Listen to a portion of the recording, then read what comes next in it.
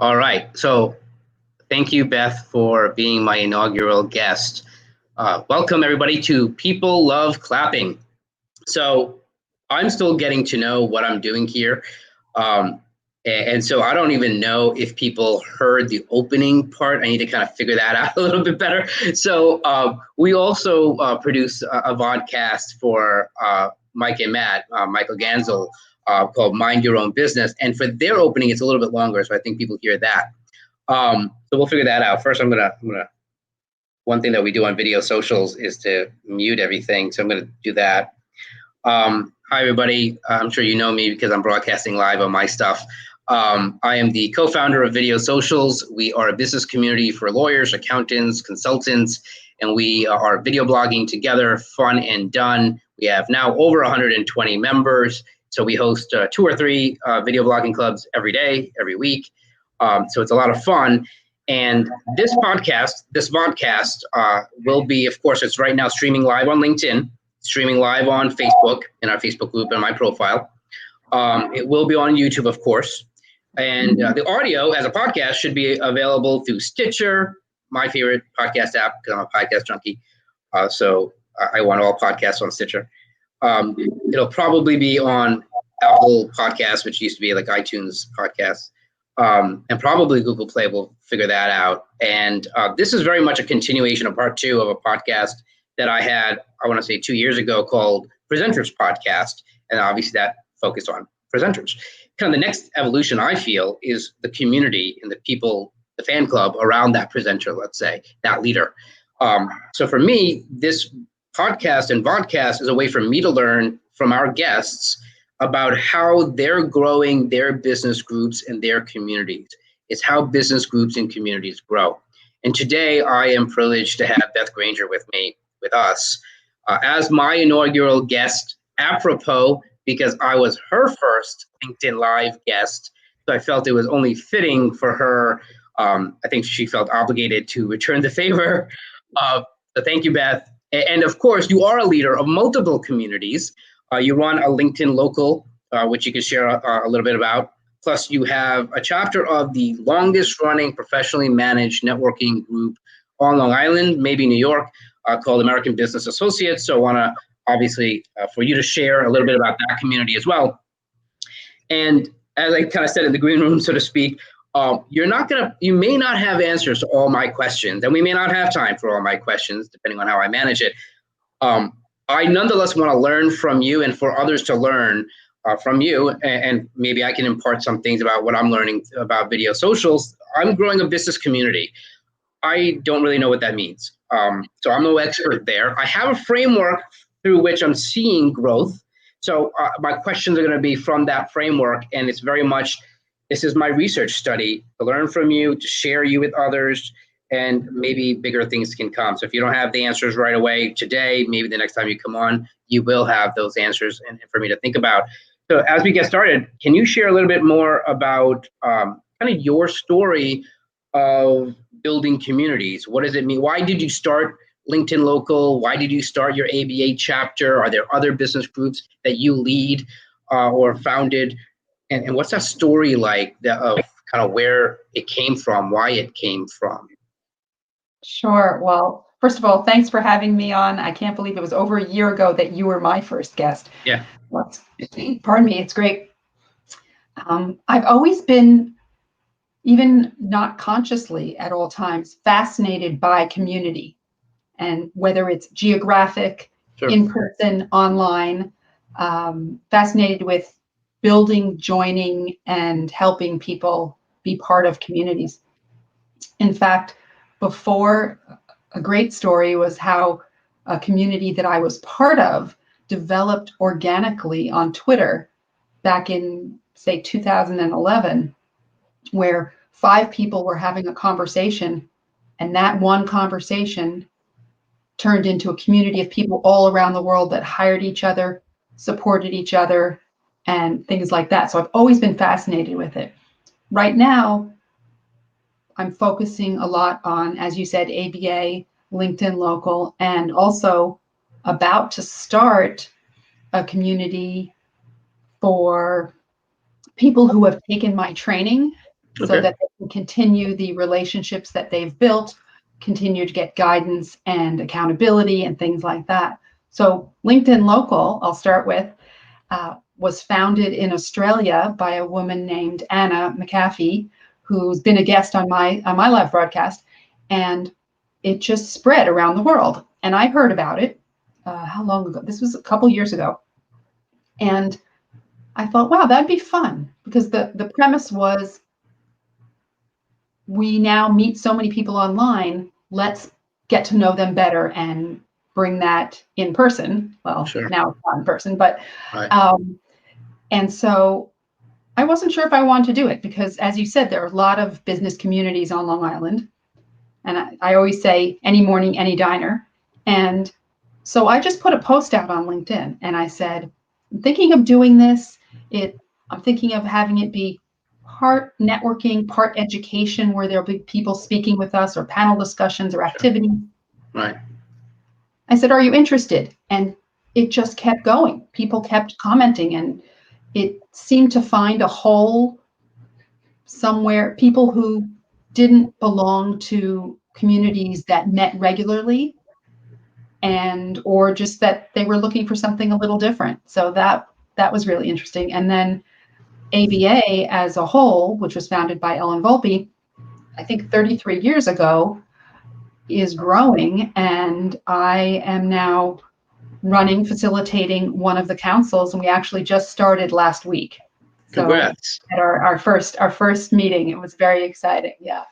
So you touched on a little bit about kind of that next area that I like to talk about, around the people, and why do they have that sense of belonging? Who isn't it not for? Not that you want to be so exclusionary, but that there's very much, it's for some people, it's not for other people.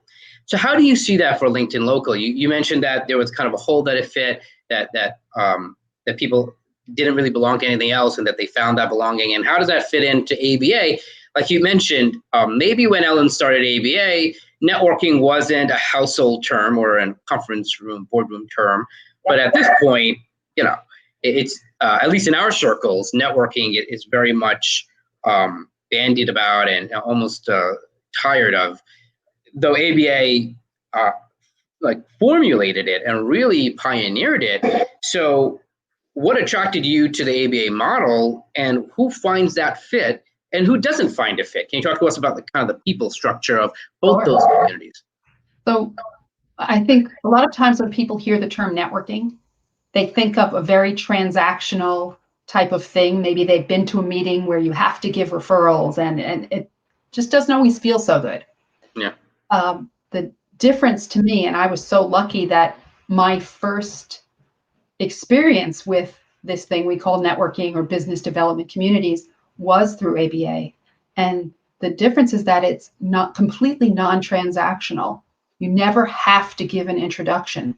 And so what that does is the people really get to know each other and realize that they can support each other in ways beyond introductions. So yes, introductions are great, but you can give advice, you can get industry insights, you can get support beyond just an introduction. And so to me, that's a very special distinction that ABA has. And I don't know why, and it could just be the philosophy of the group and the way that people come to the group on the arms of someone else, that it seems to attract very special people who are givers. They give not just to this particular community, but so everybody seems to be involved in nonprofits and helping causes that they care about. And that to me is very special and unique.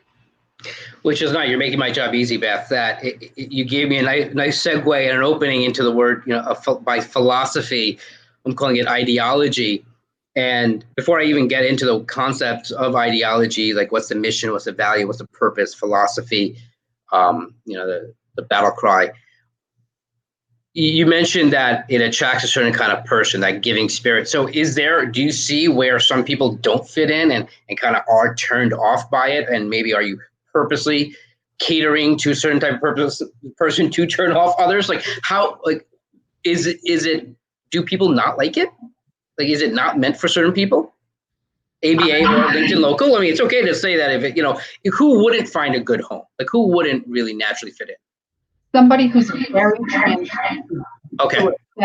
who expects that because they give you an introduction, you're Quid going to. pro quo.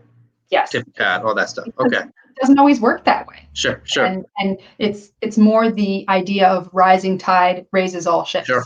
So Right. the group supports itself and each other.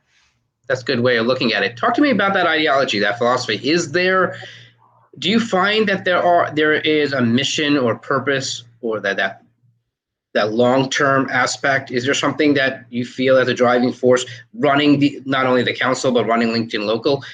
Do you feel that there is an ideology? Is there a common one between the two communities? Is there one that you're fostering? So yes, and it's really just because I love the philosophy or ideology of ABA and how it works. So I think I bring that thinking and concept to anything that I do. Okay. So one of my favorite books that really provided a framework for me many years ago, even before now having video socials as a community of engaged members and all that stuff, is this book called Primal Branding by, I don't know if I can put it right here, Patrick Hanlon. Shout out to Patrick Hanlon. He does not know me. Maybe he will one day. But I'm a raving fan of his. And his book is about raving fans and zealots and community and to the point of brand cults and maybe even real cults and things of that nature. So it's how those things grow. Yep. And so for me, I was kind of, all right, how does my framework really jive with what he's got in terms of looking at it? One of the things he likes to talk about is the rituals that a community or any kind of group gathering does. How do they break bread together? Is there obviously holidays can come, bring people together. I see it as, I'm just calling it repeatables because I think the word ritual can be a turnoff, but there are always things phrases that we repeat, icons, imagery, logos. So there are sayings, jargon that, certain communities, inside jokes, if you will, that are repeated and only they get it, or only they get the nuance. Is there anything like that? Can you give us a sneak peek? And we may not totally get it because if we're not part of the ABA community. Are there any sayings, phrases, rituals, habits is another way of expressing the repeatables that you see your followers, members, attendees doing? Well, that's a great question. I don't know if there's anything official across all of the councils. Okay. Other than the idea that, for instance, the one-to-one meetings that you might have between the bigger meetings, we call opportunity meetings. Sure. So that's sort of a term. So are there other branded phrases, so to speak, where you kind of are purposely putting your stamp on it? I not that I can think of right away. I do think each community, so each council, and anywhere you go, just the word council, right? As opposed to, I think I said chapter at the top of this. Right. So council is an example of that. But go on. Yeah. But any community that develops, whether organically or on purpose, design, has its own sort of personality as a group. So for instance, there are councils where and I don't even know how it happened, there's a person, for instance, when they say their name, everybody else repeats it back. And just one person. It's just one of these things. I don't even know how that happened. That's not a normal, and that's not a thing, because I know some networking groups say everyone repeats that memory hook or motto, but it's not a thing. It just happened organically. Exactly. Does Ellen or do you encourage or foster anything like that of language that tends to be more branded or specific to the councils, like word council, opportunity call? I remember as a fond memory as a member of ABA. Anything else that's repeated? I can't think of anything. No. So I know for the community that I'm about to be building. Go on. I am thinking about all those things. Everything from what am I calling it to that type of thing, but I don't have it all thought out yet. So members of video socials will these things will ring very true, and it's very contrived, but in a fun way, where we call it opening ceremony internally, and so we have it's like a Pledge of Allegiance. It's our credo. It's our mission statement. It's what we're here to do. I won't repeat it for you. But our members, I'm sure some of our members have memorized it by heart. So one of the members repeats it at the beginning. The phrase video blogging together, fun and done. So together, fun and done is a phrase that we use a lot. It's very much our mission, but it's also what we want everyone to feel. So if they're not into that, if they don't want to have fun, well, that's going to be a turnoff. They're like, oh, why are we having fun in business? It should be transactional. But to make sure things get done. We also have a closing ceremony. It's a modified version of that opening credo. Again, very much repeated. And we end with post it, because for us, posting the videos is essential and vital to the growth. It's not just coming on Zoom and recording a video, it's posting it. So those things are, I can see. So I'm sure there are, and you can kind of pick your brain, and as you're formulating and architecting your new community, keep that in mind. Are there opportunities of repetition? As you know, what we repeat, we remember, and what we repeat, other people can remember to repeat, and as well branding, right? So from that aspect, that'll be interesting. How do your communities grow? What is it? What is that culture like? Are people encouraged to invite others or not? Or is it exclusive? What's that invitation culture like? And is there an actual systematic process? Can you talk to me about that? Sure. So for LinkedIn Local, there isn't really anything official other than, hey, tell your friends. Sure. In ABA, yes, pretty much everyone who's become a member has come because they were invited by somebody. Yeah. And so that pre-vets people because it is somewhat exclusive. Each person owns their spot in the room, so there won't be a duplicate of what they do. Sure. And we love having guests, even if they're not somebody that might become a member, but if it's someone that we want, for instance, multiple people to meet, well, just bring them, and vice versa, someone that the group can help or someone that can help the group. Yeah, it's another node in the community, right? That, expansion where if each person knows 200 people or 1,000 people, it's just another moment of expansion. Do you use any kind of a CRM or automation or any kind of world like that where you have tracking of potential members or prospects and how they join and what that progress like? Do they, have they invited other people? Have other people joined because of them? Do you track any of that? I should share. Say that again?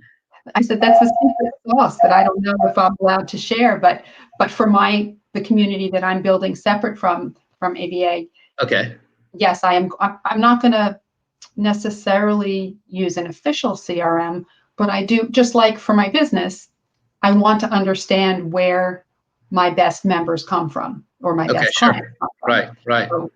So, who's given me the most introductions or brought the most guests, that kind of information is useful.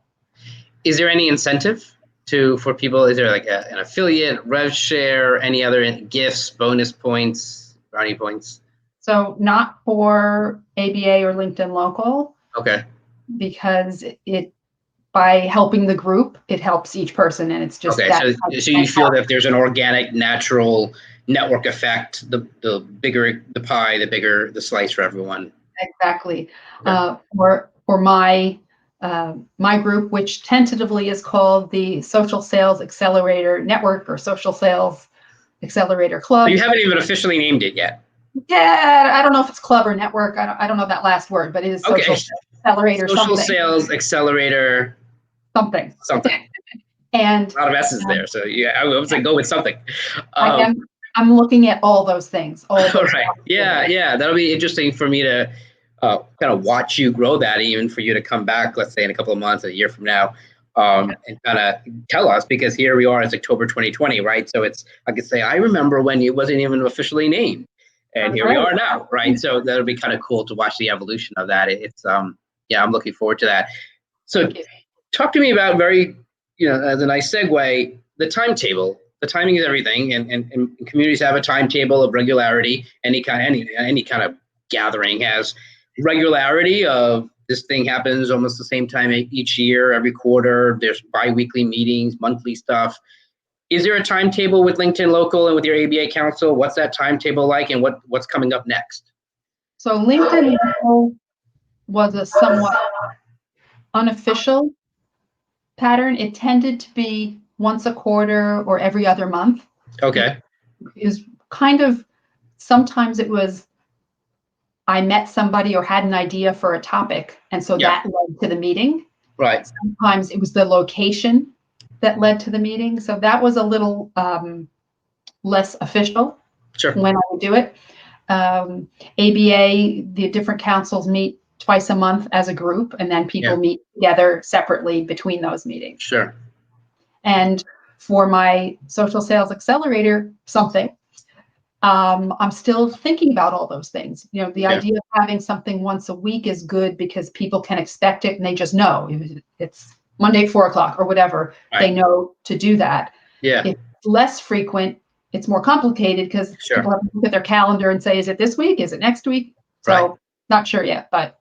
Yeah, the regularity, I mean, timetable kind of goes back into kind of what's repeated as well, but it need not be literally weekly, right? I mean, there are things, you know, there's the annual stuff, quarterly things, so it's interesting to do. Friday. Yep. Yeah, First Friday, right? I mean, it gives people something to remember, and of course, then repeat to others. I mean, I'm looking at this framework; everything reinforces each other. You know, for us, it is, you know, right, with video socials, it is that weekly habit. Not that everyone does the weekly habit as they know they should, but they don't. They can make up the miss and bounce around. And we said, look, I mean, yeah, that's the kind of a way out, but you know, for a lot of that almost requires more discipline, so to speak, because you know, I have a gym in the building, so I'm able to go to the gym anytime, and you know, we know how that works. And then the irony is scarcity. You know, it's like once you start the takeaway clothes and scarcity, once COVID hit and we had to start monitoring how many people go into the gym at the same time for social distancing and the whole bit, and cleaning and making sure everything's safe, we now have to sign up for the gym. And now that it's like scarcity, like, all right, this is the only time I'm allowed because I signed up to go, there's accountability or embarrassment, which is the opposite, of not showing up, and let alone like I've excluded someone else who, you know, would have taken the time slot, which, you know, it's kind of like, that's awful. Like I just excluded someone, plus let alone the fact that it's the healthier thing to do, that aside. So from that aspect, sometimes that scarcity, where it's not always so often, can be a benefit. It's the ironic aspect of as our communities grow with video socials, because it's 2 or 3 times every day, it's that irony of are we going against the scarcity benefit? I don't know. I don't have the answer for that. So I don't know if it's better that the opportunity is always there because it's more convenient for members, or they got to make it because this is like the once in a lifetime event, or this is like the one time that this happens this month or this year, and it's a can't miss event because it won't happen again for another X number of months. You know, I suppose there's benefit to those kind of communities. I don't know. I'm looking forward to learning from someone who's going through that. If you figure it out, let me know. Yeah, well, look, I'm hoping, so that's a nice segue. So I'm hoping for these podcasts to be weekly, probably starting in November, because I actually already have an engagement. So every Friday at 1:00 Eastern, which makes it available for Pacific time because we've got a good number of Pacific Coast, West Coast members. So I'm hoping every Friday, 1:00 Eastern, I'm inviting another business leader like you and learning how she's growing a community, how he's growing a business group, and really asking very similar questions and kind of learning how these things are dealt with, consciously or unconsciously, because I don't think anyone's like seeing the framework that I am, but nonetheless, it has to be addressed one way or another. It's happening, especially as the communities grow. So thank you for that. As we close out the half hour, kind of 2 things. One, talking about back to timetable, what's coming up? Are there events coming up? Are there dates coming up that you're looking to invite people to? And is there a way for people to get a hold of you or RSVP for that? What's that process like? And then I have another closing question. Well, I don't have a specific date for the next LinkedIn Local because I've been so busy with starting the ABA Council. Sure. When's your next ABA Council meeting? The 29th. 29th. Yep. Okay. Yep. In a week. It's very special. We do have some slots still open terms of Okay. role, but obviously it's, it needs to be the right fit for Okay. whoever is going to join us. If somebody's Sure. interested in learning more, I'd love to talk to them. Cool. And my social sales accelerator something, I haven't picked a date and I really need to, because then I can work backwards. So Right. let's say, first week in January. Okay. All right. So they got some time, so they can get a hold of you and figure that out. That's kind of cool. So finally, we talked about Ellen. I'm a raving fan of Ellen, so don't pick Ellen. I'm hoping one day she is a guest. Oh, I'm sure she would. You put in a good word. Gotta be honored. Is there another leader that runs a business group or business community that you're a fan of? Maybe you're not even a member of, but is there someone else that you're a raving fan of because of how he or she is growing their community, their business group? They're few. And I have both of them on as guests on my LinkedIn Live. So by the way, before you even answer that, when are your LinkedIn Lives? Are they on a timetable? no. So it is definitely better to have them on a timetable. Okay. I'm stubborn and I refuse to commit. So okay, fair enough. They're often Thursdays at either 11 or in the afternoon, but sometimes they're not. Okay. Yeah, it's like the shoemaker's kids. Do as I say, not as I do. Yeah. I try not to do that, but go on. Again, it happens. So this show is weekly, except for next week. Right, exactly. So a couple people that have really amazing communities. One is a woman named Gina Carr. Okay. And her community is called Video Rock Stars. And what I love about that is there is always something I can be doing or learning, because it feels like there's something every day. I mean, I'm exaggerating slightly, but it's just wonderful in that way.